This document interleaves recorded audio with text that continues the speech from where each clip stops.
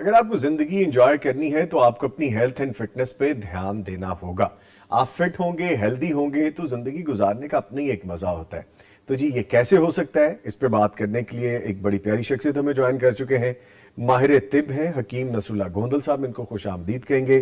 حکیم صاحب السلام علیکم. وعلیکم السلام ورحمۃ اللہ. کیسے سر، خیریت سے ہیں؟ جی الحمدللہ بھائی جان، بہت شکریہ. ماشاءاللہ آپ کی ایکسپرٹیز سے آج ہم ذرا فائدہ لیں گے تفصیل سے. جی کیونکہ آپ کا فوٹے ہے میدا، جگر، ڈائٹ، اچھی خوراک کے حوالے سے. جی بالکل. تو آپ کے فوٹے سے ہی شروع کر لیتے ہیں جس میں آپ کی ماشاءاللہ ایکسپرٹیز ہے.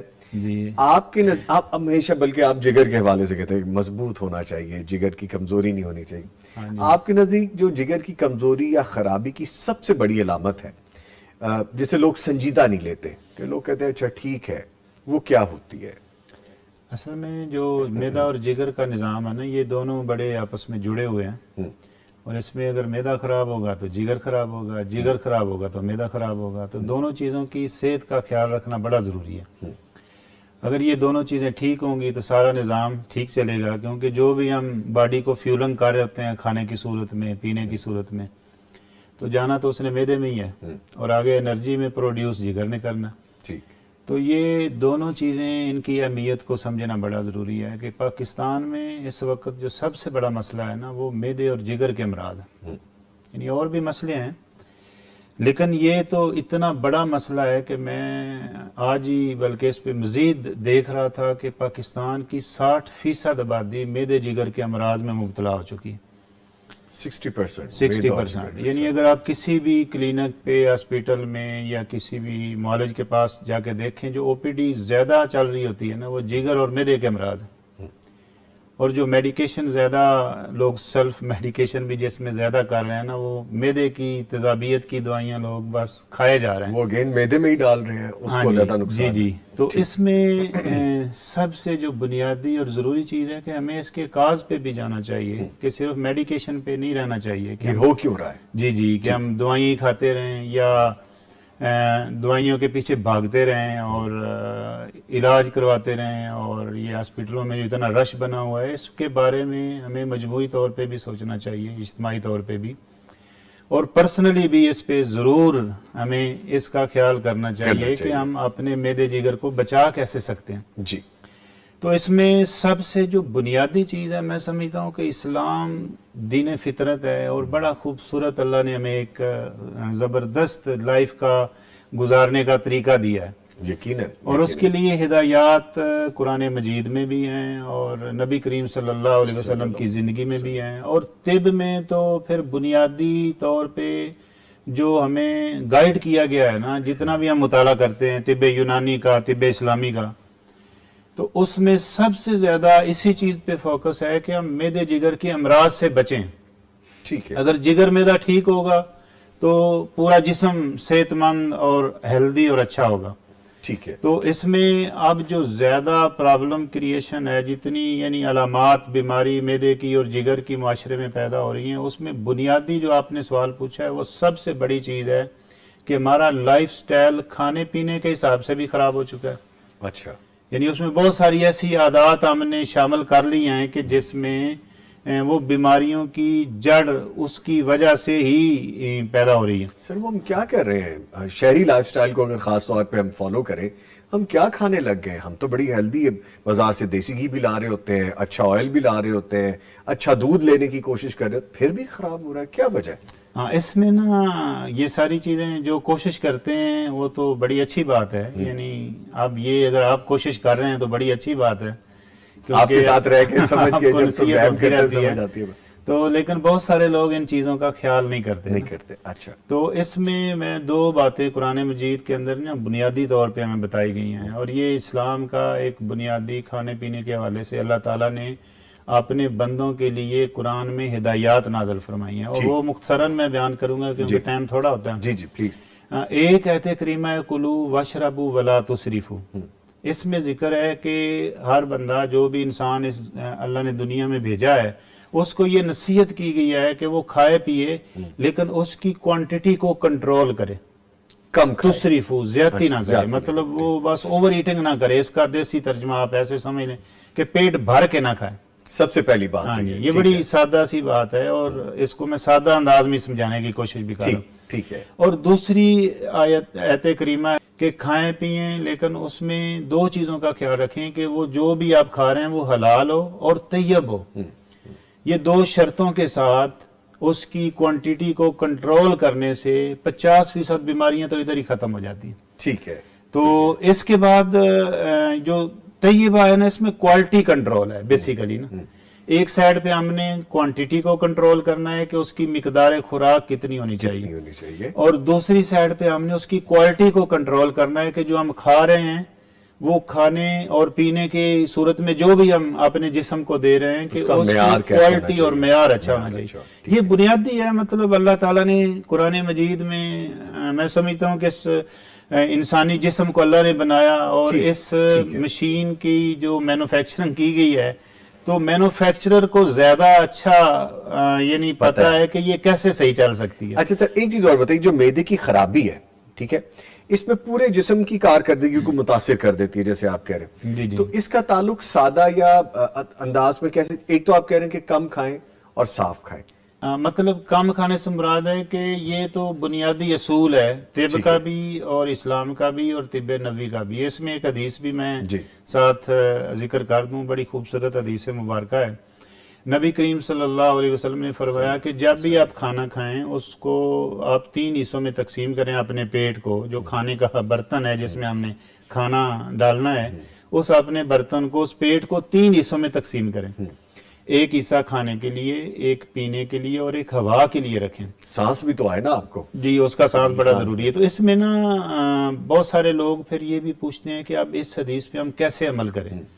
अपने अपनी तरफ से लोग जब सवाल किया जाए ना कि इस पे कैसे अमल करें, लोग गैस करते हैं कि शायद मैं 2 रोटियां खाता हूँ, एक खाऊंगा तो इस पे अमल हो जाएगा। कोई समझता है कि मैं इतना खा लूंगा तो ऐसे। तो इसका ना पूरा एक साइंटिफिक तरीका मैं आज बयान कर देता हूँ ताकि नाजरीन को सही पता चले कि वो इस हदीस पे अमल करें। और मैं समझता हूँ कि अगर इस हदीस पे हम अमल करें तो बहुत सारे मसले हल हो सकते हैं। यानी अगर थोड़ी क्वालिटी होनी तो नहीं चाहिए, नाकस भी हो, तो उसकी क्वांटिटी कंट्रोल करने से बहुत सारे मसलों से, बहुत सारी बीमारियों से हम बच सकते हैं। ठीक है। बाज दफा क्वालिटी भी नाकस हो और फिर वो पेट भर के खा लिया जाए तो इसके फिर साइड इफेक्ट बाज दफा बहुत खतरनाक भी होते हैं और बहुत सारी बीमारियां लगती हैं। तो हदीस मुबारक में है कि पेट को 3 हिस्सों में तकसीम करना है। तो इसकी जो साइंटिफिक थ्योरी आप इस अंदाज से समझ सकते हैं कि हमारा जो मैदे का साइज है, इसको एक जवान आदमी का, जो सेहतमंद एक जवान आदमी है, उसकी कैपेसिटी 1 किलो या 1000 ml है।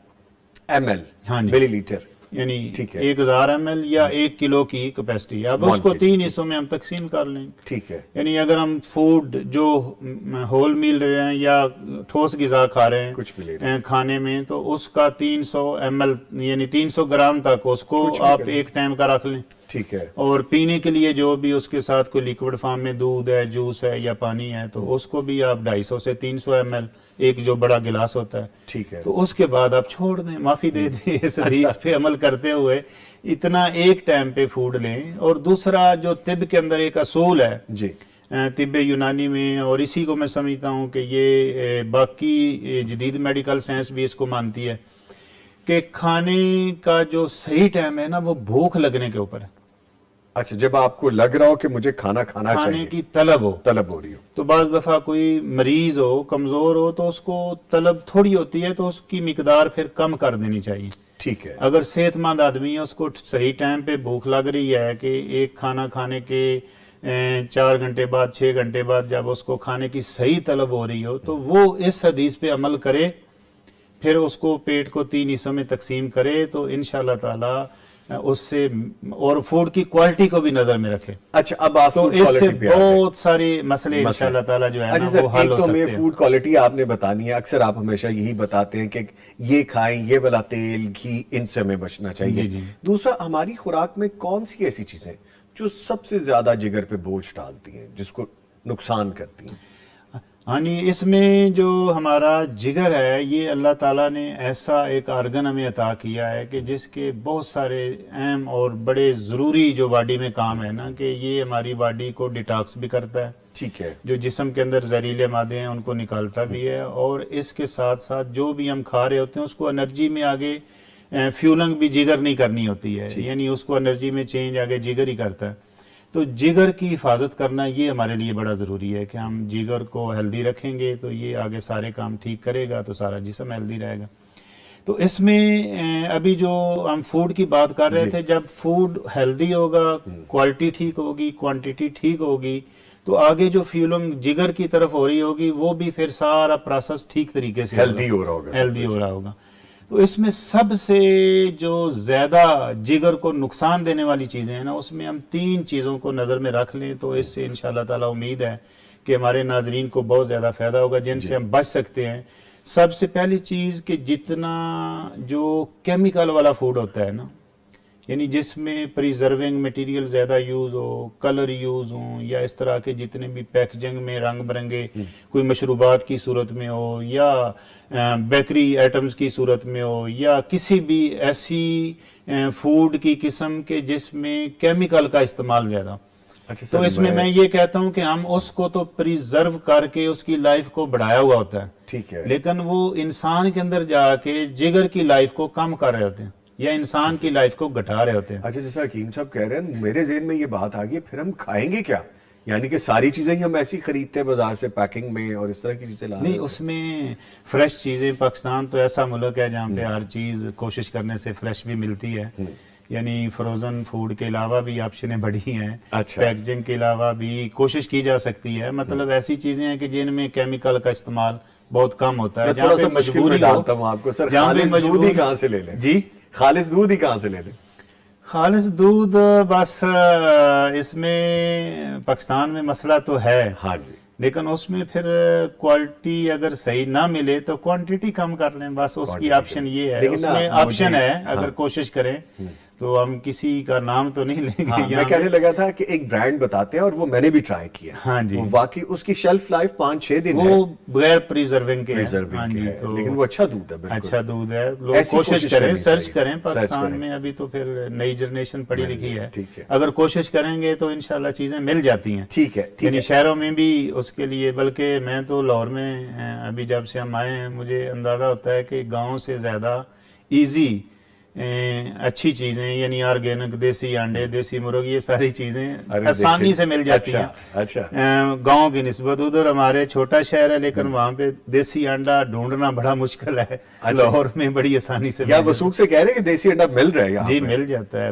یعنی جی، اب پروگرام کے بعد ذرا ایک سیٹنگ ہو جائے گی پھر۔ اچھا سر، ایک تو دیسی چیزیں، ہیلدی، آرگینک، اور آپ کوشش کریں چیزیں مل بھی جاتی۔ فور دا لائٹر نوٹ میں یہ بات کر رہا تھا، لیکن حکیم صاحب نے جیسا بتایا ہماری نشست رہتی ہے تو بہت ساری ایسی جگہیں ہیں، چیزیں ہیں جو آپ کوشش کرنی پڑے گی، محنت کرنی پڑے گی، آپ کو مل جائیں گی۔ میں ایک مثال دیتا ہوں کہ اگر ہم نے گاڑی رکھی ہوئی ہو نا، کسی نے بھی چاہے بائک رکھی ہے، گاڑی رکھی ہے، تو وہ اس کے نا فیول کے لیے اس کو اندازہ ہوتا ہے کہ اس میں جو میں فیول ڈال رہا ہوں وہ اس کی کوالٹی کدھر سے اچھی ملے گی، کوانٹیٹی کدھر سے ٹھیک ہوگی، یعنی اس کے لیے تھوڑا ہم سفر کر کے بھی جاتے ہیں کہ یہاں سے اس کا فیول جو ہم ڈلوائیں گے وہ اس کی کوالٹی اچھی ہوگی، اور اس کے پیچھے یہی ہمارا ذہن ہوتا ہے کہ اس کی کارکردگی اچھی ہو۔ وہ والی مثال دینا ڈیزل اور پیٹرول والی، ہاں جی، میری مشین خراب تو لیکن ہم اپنے لیے اتنا نہیں کرتے، ہمیں کوشش کرنی چاہیے، اگر ایک جگہ سے صحیح نہیں چیز مل رہی تھوڑی کوشش کریں، ٹائم نکالیں، صحت اللہ کی بہت بڑی نعمت ہے،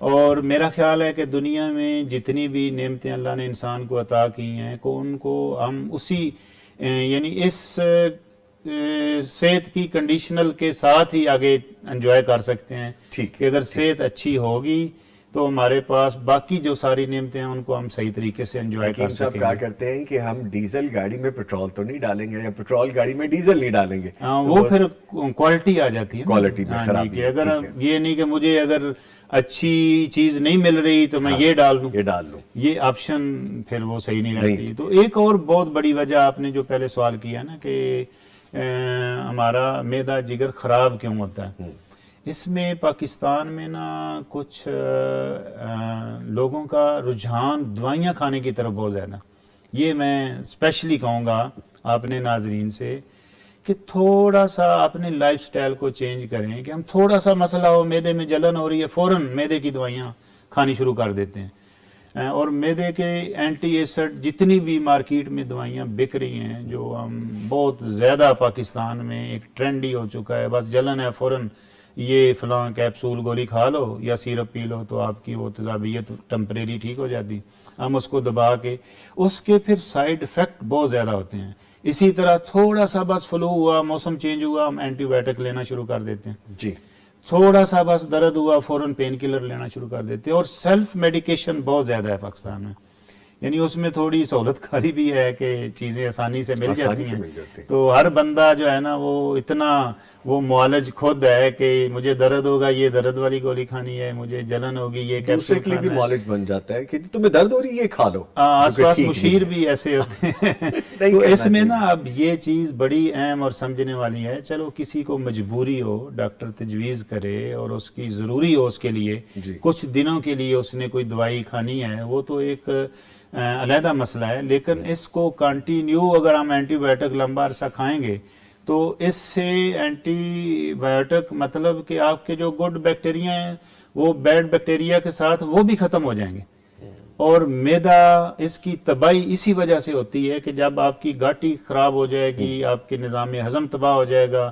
آپ کے گڈ بیکٹیریا وہ ختم ہو جائیں گے تو نظام ہضم سارا خراب ہو جائے گا، سیلف میڈیکیشن کی وجہ سے۔ یعنی ڈاکٹر تو پھر آپ دیکھے گا نا کہ اس کی ضرورت ہے، اتنے دنوں کے لیے ضرورت ہے، اب اس کے بعد بندہ وہ ویسے ہی کہ مجھے بس تھوڑا فلو ہوا ہے اور فوراً کھا لیں، ڈاکٹر نے یہ دیا تھا میں فوری کھا لوں، ڈاکٹر نے یہ دیا تھا، اس پہ نا بڑا ضروری ہے۔ اور دوسرا یہ ہمارے ٹرینڈ بھی نہیں ہے کہ ہم پرو بایوٹک کا پاکستان میں اتنا لوگ دھیان بھی نہیں کرتے کہ اپنی ہو سکتا ہے اس کے 24 گھنٹے گزر گئے ہوں کہ اس نے اپنے گڈ بیکٹیریاز کو امپروو کرنے کے لیے فوڈ میں کسی بھی چیز میں کسی بھی صورت میں ایسی کوئی چیز استعمال ہی نہ کی ہو، تو اس کے لیے بڑا ضروری ہے کہ اپنے فوڈ کے پورشن میں ہمیں اسلام میں بڑی ایک خوبصورت تجویز دی گئی ہے کہ بہترین سالن سرکہ ہے، تو سرکہ پرو بایوٹک ہے، اگر خالص آرگینک یہ بھی مل جاتا ہے، وہی بات پھر آ جائے گی کوالٹی کی، ہاں جی، اچھی جگہ سے کہیں سے آپ پرچیز کریں گے، اس پہ نیچرل آرگینک، اگر اچھے برانڈ بھی ہو تو وہ بھی اچھے برانڈ مطلب جہاں پہ لکھا اس نے اوپر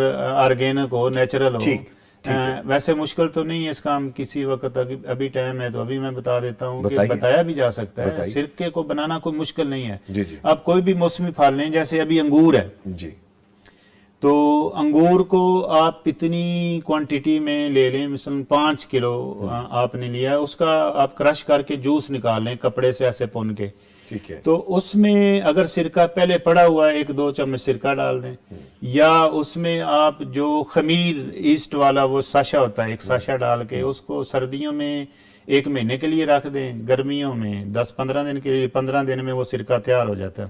بس یہاں تک ہی رکیں، آگے نہ جائیں، یعنی کہ سرکے کی حد تک نہیں، اس کو پھر ابالنا نہیں، مطلب اس کو جب آگ پہ پکائیں گے تو وہ پھر اس میں اس کی فارم چینج ہو جاتی ہے نا، اس کو آگ پہ پکانا نہیں، جسٹ اس کو رکھنا ہے، اور جب وہ اس میں فرمنٹیشن آ جائے یعنی خمیر پیدا ہو جائے تو اس کو پون کے رکھیں، تو یہ بڑی بہترین چیز خالص۔ اسی طرح سیب کا بنا سکتے ہیں، یعنی لوگ سمجھ نہیں آتی کہ یہ تو گھر میں ہر وقت چیزیں ہونی چاہیے، ٹھیک ہے، یعنی اس کے لیے ہمیں کوئی بہت زیادہ ضروری نہیں کہ ہم اس کے پیچھے بھاگیں اور بازار سے کیمیکل والی چیزیں لے کے آ جائیں، مشکل بھی نہیں ہے یہ، اور اس کا 1 چمچ آپ خالی میدا پانی میں ڈال کے، اگر کسی کو شوگر کا مسئلہ نہیں ہے تو وہ شہد ایڈ کر لے اور 1 کپ صبح پی لیں، تو آپ کا سارا دن معدہ خوش بھی رہے گا، پرو بایوٹک بھی رہے گا، اور سنت پہ عمل بھی ہو جائے گا۔ کچھ لوگ کہتے ہیں کہ کھٹا ہوتا ہے تو گلا خراب ہو سکتا ہے اس سے، اس میں جب پانی ایڈ کر لیا جائے، تھوڑی مقدار کم کر دیں تو اس کا وہ اس طرح سائیڈ ایفیکٹ نہیں ہوتا،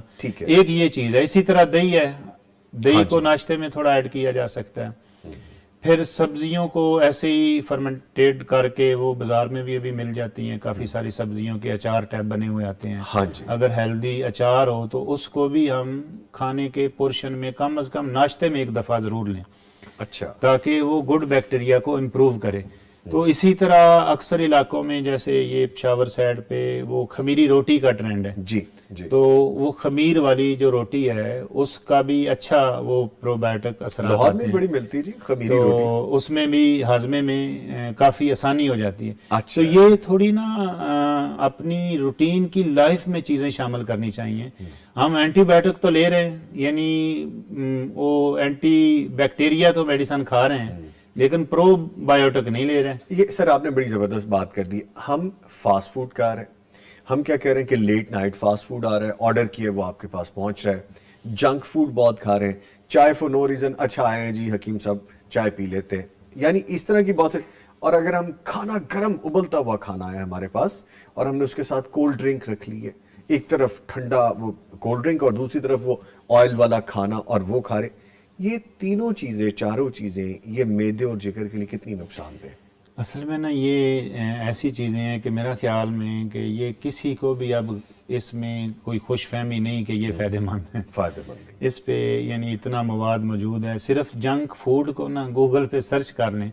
وہ میں اپنے بیٹے کو ایک دفعہ میں نے کہا کہ بیٹا اس کا آپ ترجمہ دیکھو کہاں گوگل پہ جنک فوڈ کیا بنتا. وہ مجھے کہتا ہے بابا اس کا معنی تو بنتا ہے کچرا. کچرا.